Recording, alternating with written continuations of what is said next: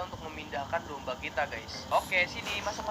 Dan kayaknya gue kurang suka dah sama warna ini. Jadi kayaknya gue bakalan ganti aja warna putih. Nah, let's go. Dan biar domba ini kagak kesepian, guys, gue bakalan bawain satu temennya lagi biar dia nggak kesepian. Dan kemudian kita akan warnain menjadi merah putih, guys. Dan sekarang dia menjadi bendera Indonesia.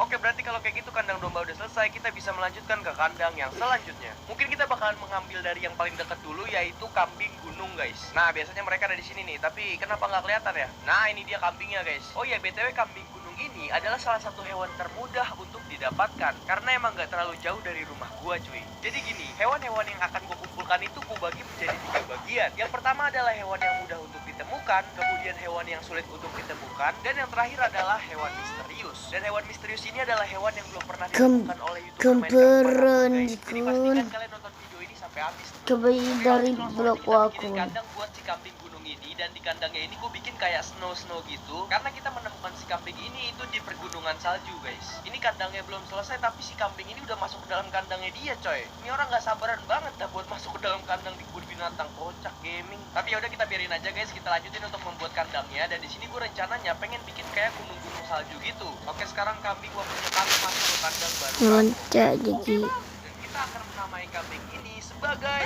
Weh, dia lompat. Oke, berarti kalau kayak gitu kambing sudah... sumpah orang ini loncat-loncat mulu loh. Turun loh ya.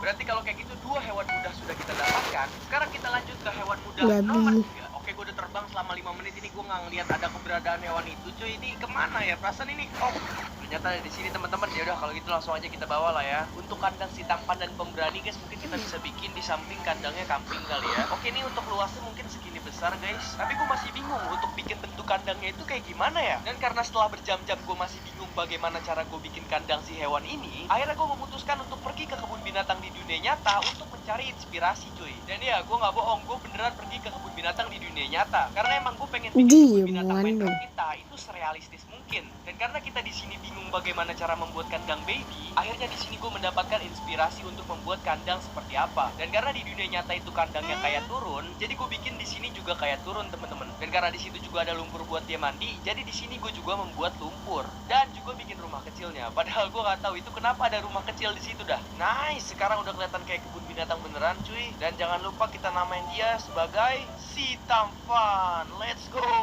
Oke, untuk hewan selanjutnya ini lumayan banyak, guys, karena hewan-hewan ini itu semuanya tinggal di dalam laut. Jadi langsung aja kita pergi ke laut untuk mengambil hewan-hewan yang kita perlukan, teman-teman. Dan sekarang langsung aja kita cari ikan yang ada di bawah sini, boy. Ya, kita bakal ambil mereka.